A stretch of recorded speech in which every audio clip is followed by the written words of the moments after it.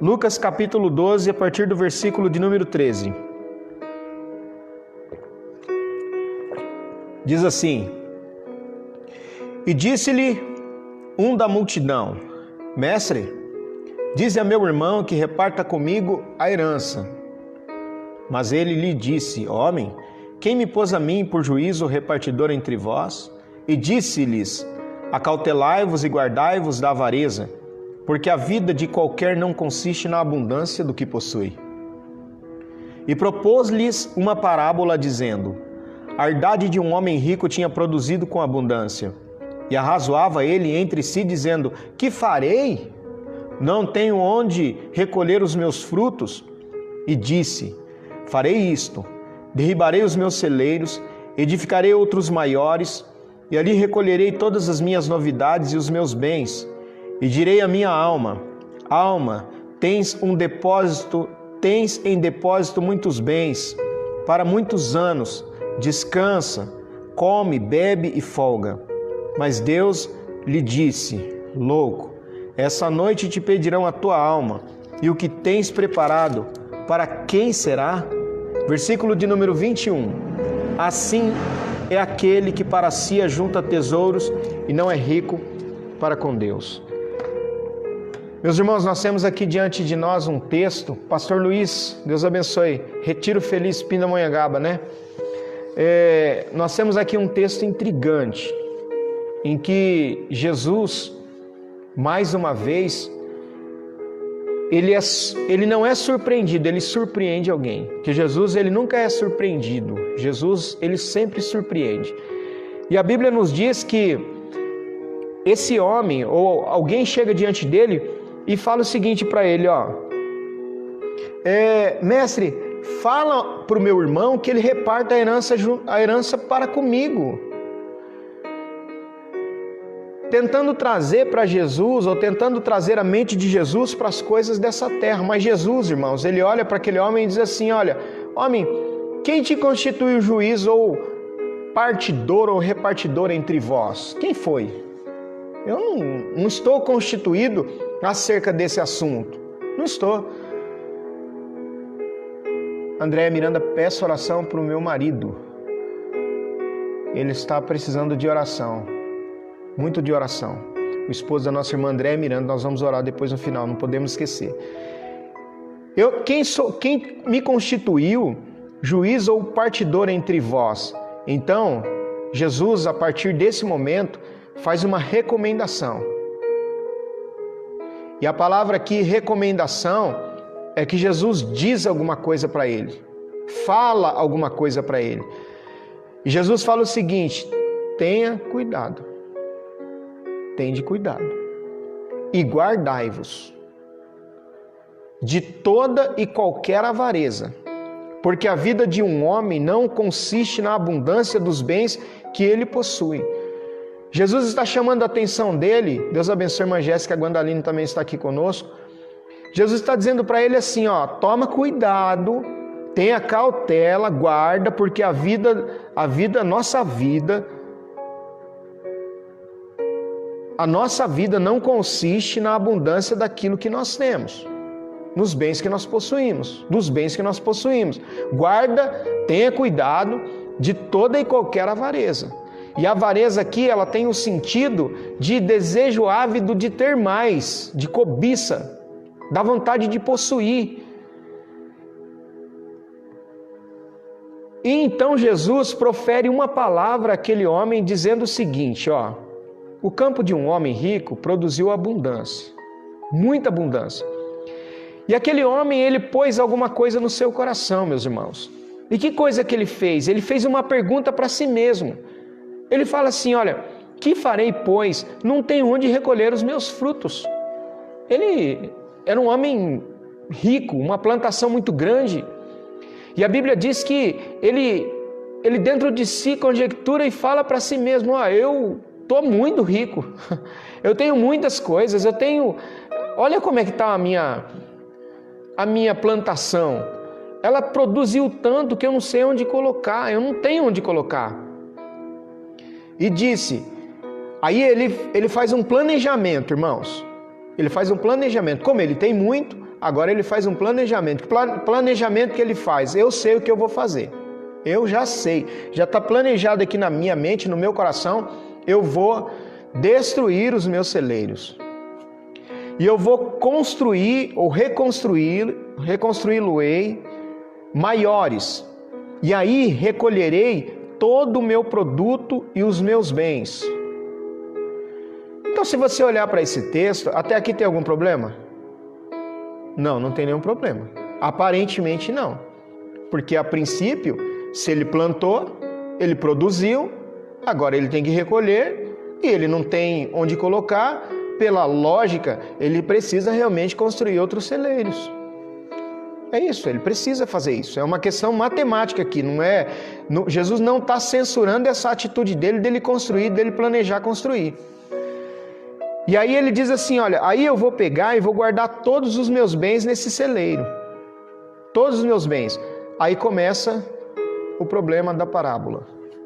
Porque assim, a função da parábola é ensinar uma verdade para nós. É mostrar que existe uma verdade em tudo isso. E Jesus agora, a questão que ele está tratando aqui, todos nós sabemos que é a questão da avareza. É a questão do desejo ávido pelas riquezas, por propriedades. Não se esqueça disso. E uma parábola sempre vem, ela tem um botão de start, tem um gatilho, tem algo que dispara a parábola. E o que dispara essa parábola é a pergunta daquele homem ou o pedido daquele homem para que a sua riqueza fosse repartida, ele recebesse a herança. E Jesus então fala a respeito do acautelar-se da avareza. Então o ponto de contato, o ponto que dispara essa parábola realmente é a avareza. Então Jesus agora está tentando não, porque ele sabe exatamente o que ele quer, ele vai mostrar para esse homem o que está acontecendo com ele. Porque o problema aqui não é celeiro, o problema aqui não são os produtos, o problema aqui não é ele ser um trabalhador, ter produzido muito, o problema não é ele ter reconstruído os celeiros, derrubado, o problema começa agora. Nesse versículo de número 19. Porque ele conversa, você já deve ter planejado no seu coração as coisas e até falado em voz alta. Eu acho que eu vou trocar esse carro, rapaz. Você já deve ter falado assim, não deve? Eu acho que eu vou... Essa casa está pequena, acho que eu vou construir um cômodo mais aí para o fundo. Daí tem problema? Não, nenhum problema. Eu acho que eu vou prestar um concurso e vou dar uma melhorada aí na minha vida. Tem problema? Não. Eu acho que eu vou fazer uma aplicação do meu dinheiro que eu tenho. Tem algum problema? Também não. Mas o problema está aqui agora. Acompanhe aí comigo a leitura, Lucas 12, 19.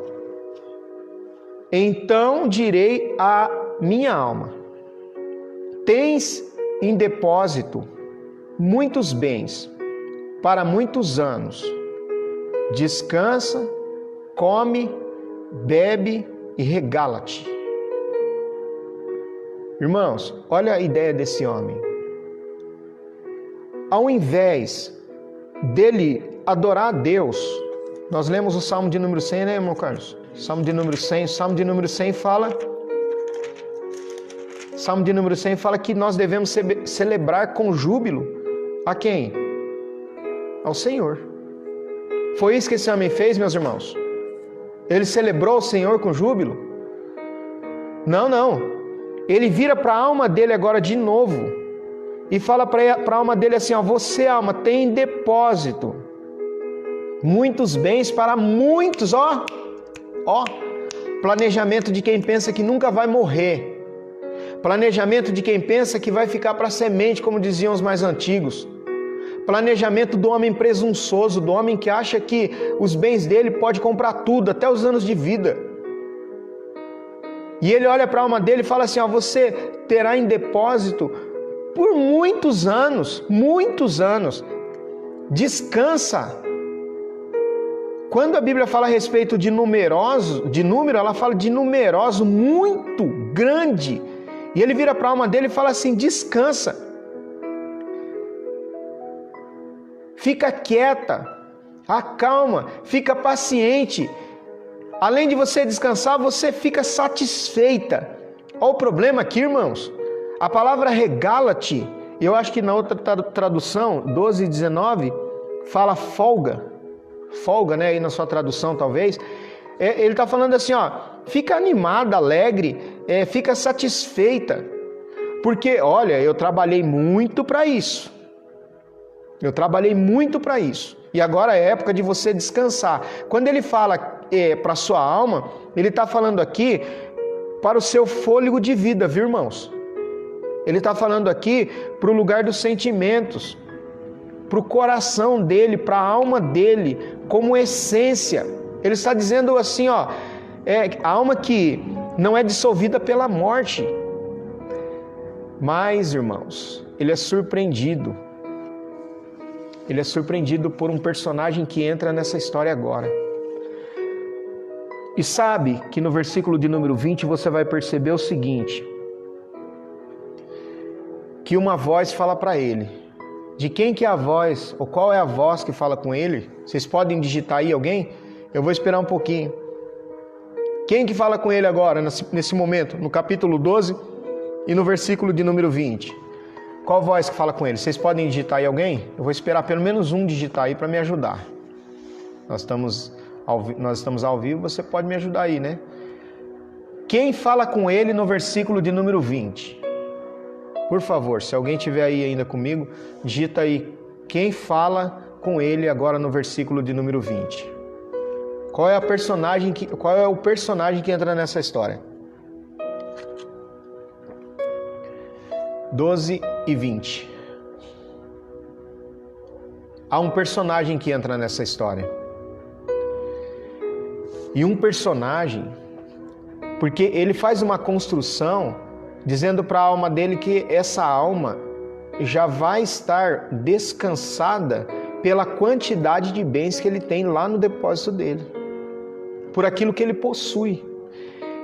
Na sua cabeça, no seu pensamento, ou o seu pensamento é o seguinte, ó, como eu tenho muito para muitos anos, aí Jonatas, Deus, como eu tenho muito para muitos anos, então agora minha alma vai ficar, ó, tô com a vida feita, tô de boa, tô tranquilo, tô sossegado, mas conforme o nosso irmão Jonatas escreveu aí, quem fala com ele agora é Deus.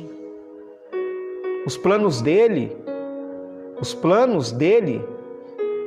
são esses, mas Deus tem um outro plano para ele.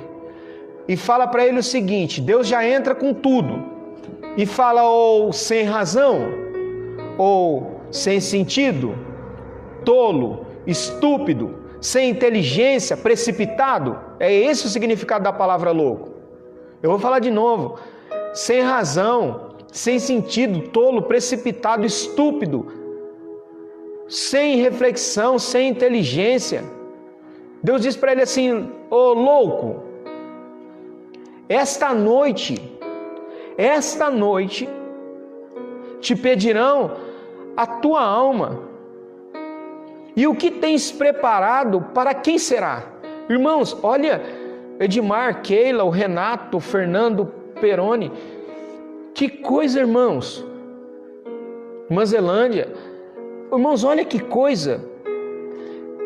Reparem que Deus faz uma pergunta para esse homem e diz para ele assim, ó. Te pedirão a tua alma. Eu tenho uma preocupação aqui. Irmãos, se eu falar assim, ó, para você assim, ó, estão te pedindo um pacote de arroz. Se eu estou falando para você que estão te pedindo um pacote de arroz, logo não sou eu. Você concorda comigo? Então, se aqui a Bíblia está falando que Deus disse para ele, te pedirão a tua alma, logo há uma implicação, que não é Deus. Você concorda comigo? É uma questão da gente interpretar. Não é Deus que vai pedir. Deus fala para ele, te pedirão a tua alma. E o que tens preparado, para quem será? É uma pergunta inquietante. Deus explica. E fala para ele o seguinte, assim é o que entesoura para si mesmo e não é rico para com Deus. Irmãos, essa parábola é maravilhosa, porque uma vez que eu li e uma vez que eu expliquei, eu preciso aplicar para os irmãos. E o que fica para o nosso coração nessa noite? Qual é a ideia dessa parábola nessa noite? E a gente pode fazer alguns questionamentos. Nós estamos numa época difícil. Eu faço uma pergunta para você: dinheiro resolve? O sofrimento nos nivela. Desde aquele que está morando dentro de uma muralha, até aquele que está morando dentro de uma comunidade. Quando a Bíblia diz que quando a nação de Israel foi sair do Egito, Deus deu um ultimato para o faraó e disse para ele assim, disse para Arão e para Moisés: essa noite o anjo da morte vai passar por todo o Egito e todos os primogênitos morrerão, do rico ao pobre, os animais, todos os primogênitos morrerão. Somente aqueles que passarem o sangue na verga da porta, no batente da porta, e ficarem dentro das suas casas não morrerão. Há um entendimento nisso aqui. Porque o que Deus estava dizendo era muito claro. Deus estava dizendo o seguinte: olha, eu nivelarei a todos pelo sofrimento. Você entendeu o negócio? Como que é complicado isso? É complicado não é, né, irmão Carlos? Não é complicado, não é. Deus está nivelando a impiedade do Egito pelo sofrimento. Ou seja, quando, inclusive, vocês sabem que até mesmo o filho do faraó morre. Então, o filho dos maiorais morrem, todos os primogênitos. Então, não adiantava as muralhas do castelo de Faraó não foram suficientes para deter um anjo da morte. Mas a casa mais simples, uma tenda do povo de Israel, desde que passado o sangue na verga da porta, foi suficiente para parar um anjo da morte. Você está entendendo o negócio como que é? Então o sofrimento, ele nos nivela. Esse homem, na sua presunção, bateu no seu peito e disse assim: olha, eu terei, eu vou fazer. Irmãos, presta atenção. Do coração do homem procedem os pensamentos e os planos, mas a resposta vem da boca de Deus. Então, tem alguns que estão dizendo assim: eu moro em determinado lugar, sou protegido, e portanto o anjo da morte não passará na minha casa. Mas tem outro que mora dentro de uma comunidade, que pode ser que nos veja hoje, amanhã ou futuramente, e pense assim: meu Deus, o que eu vou fazer? O anjo da morte pode passar na minha casa. Então você vê o desespero de ambos os lados, um porque está confiando nas muralhas que cercam a sua casa e no dinheiro que ele possui no banco, e o outro está desesperado porque não está confiando em Deus. Então, dos dois lados, nós temos corações que estão arrasados por falta de confiança. A implicação dessa parábola e o ensinamento que ela transmite para mim e para você nessa noite é que, se você está construindo ou já construiu celeiros e está armazenando riqueza e dinheiro, pensando que isso vai acrescentar anos na sua vida, você é louco. Você é louco. E você quer que eu fale de novo qual é o significado da palavra louco nesse texto? Sem razão, sem sentido, tolo, estúpido, sem reflexão ou inteligência, precipitado. Porque a explicação é muito clara. Assim é aquele que gasta, não é, Oséias? É duro, mas é uma palavra que nós precisamos pensar nessa noite. Assim é todo aquele que ajunta tesouros para si e não é rico para com Deus. O que é ser rico para com Deus, irmãos? Ser rico para com Deus é ter abundância, é ser afluente de recursos, do modo que as bênçãos da salvação proporciona. Paz do Senhor, irmã Gabriela, Giovanni, Deus abençoe a vida de vocês. Onde que está o coração de cada um de nós nessa noite? Louco, se essa noite o Senhor pedir a nossa alma, se nós partirmos para a eternidade hoje, o fôlego da vida terminar hoje, para onde nós estaremos indo? O que vai acontecer conosco? É simples o entendimento disso aqui, irmãos. Porque eu não vai dar para a gente pensar um pouquinho mais depois, né? Não dá tempo, que nós vamos terminar, a palavra ela é um pouco breve, mas depois desse texto aqui, logo depois, o que Jesus dá a instrução, Jesus dirige aos seus discípulos e fala o seguinte: não estejais apreensivos. Pode olhar aí no versículo de número 22. Eu estou dando uma advertência para vocês, acabem com essa ansiedade de vocês. Glórias a Deus, irmãos. Parece que eu estou pregando, parece que a igreja está cheia, né? Irmãos, ansiedade, Jesus está falando a respeito da ansiedade. Ansioso, sabe o que é? Estar preocupado com os cuidados. Estar ansioso, preocupado com os cuidados, com tanta coisa.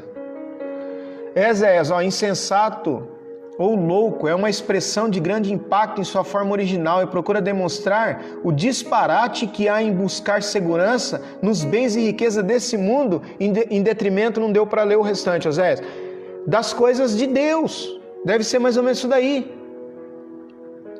É insensatez nessa noite a gente confiar em nós mesmos, porque o sofrimento, nós estamos com a série de mensagens, paz em meio à guerra. Nós estamos em guerra. E agora, meus queridos, hoje eu ainda estava conversando com alguém falou assim: mas quando vai acabar tudo isso? A gente não sabe. Mas sabe qual seria um caminho inteligente para todos nós? Nos dobrar diante de Deus, curvar os nossos joelhos, dobrar os nossos joelhos, porque a sua riqueza, a nossa riqueza não vai nos manter em pés. Se Deus está tratando com cada um de nós, com a nossa nação, se Deus está tratando com o nosso mundo, para que o mundo se dobre diante dele, irmãos, é sério. Segundo o livro das Crônicas, capítulo 7 e versículo de número 14. Vamos pensar um pouquinho? Segundo o livro das Crônicas, capítulo de número 7 e versículo de número 14. Acho que vocês já sabem o que é, né? Diz assim o texto da palavra de Deus, E se o meu povo, que se chama pelo meu nome, se humilhar e orar, e buscar a minha face, e se converter dos seus maus caminhos, então eu ouvirei dos céus, e perdoarei os seus pecados, e sararei a sua terra. A nossa terra, a terra de Deus, está precisando de ser sarada. O caminho é o caminho da humilhação. Hoje eu vi alguém fazendo um comentário que acabaram-se as paredes. Não existe mais a igreja entre quatro paredes.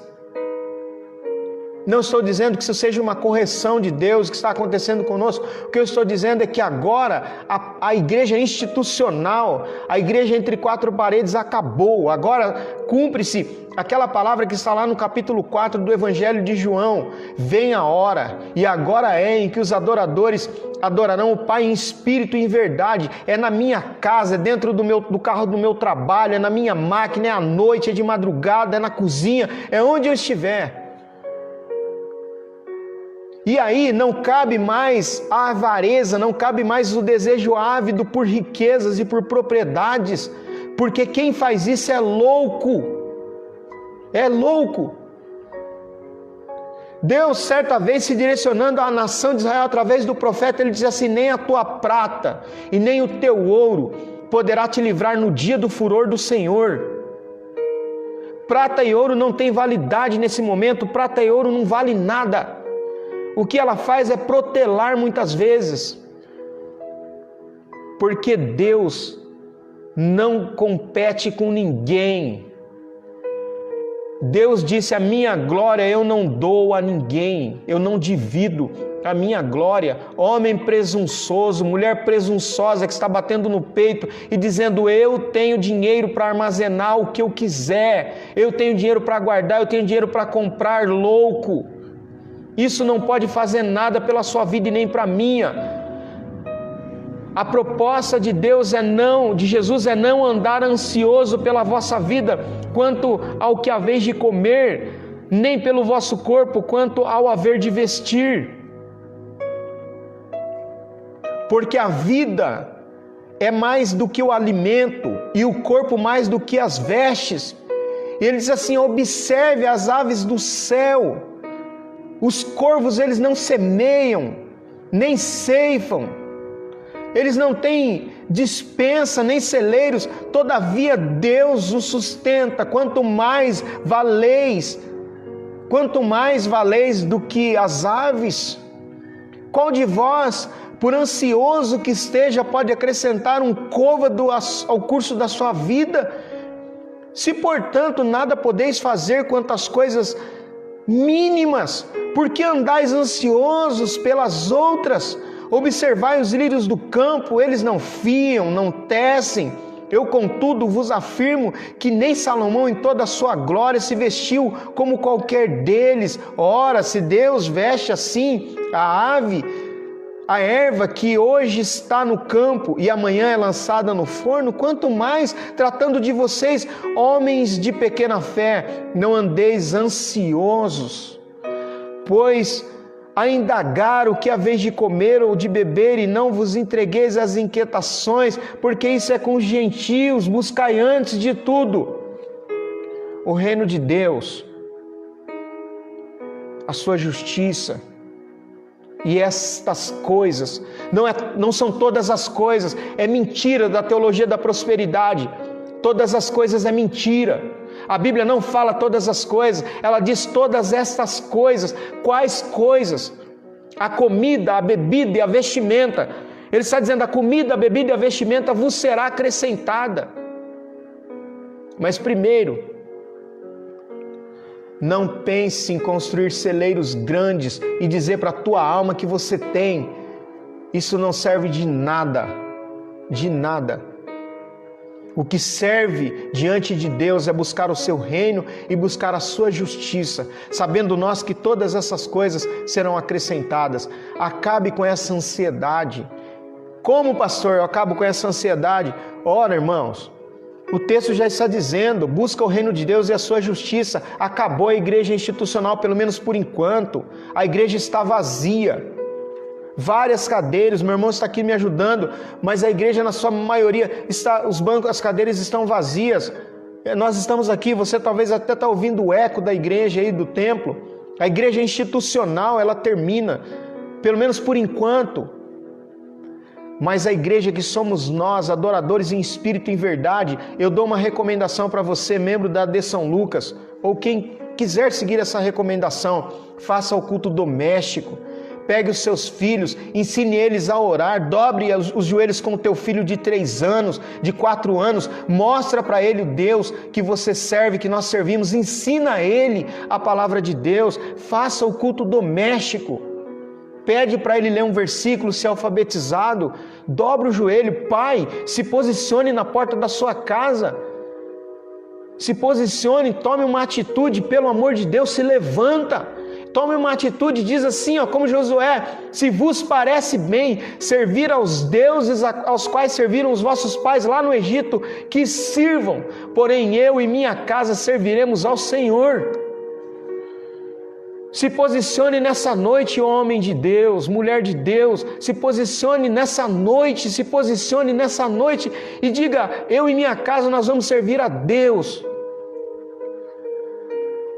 Porque nós não sabemos quem é o próximo da fila. Dura essa palavra, mas necessária.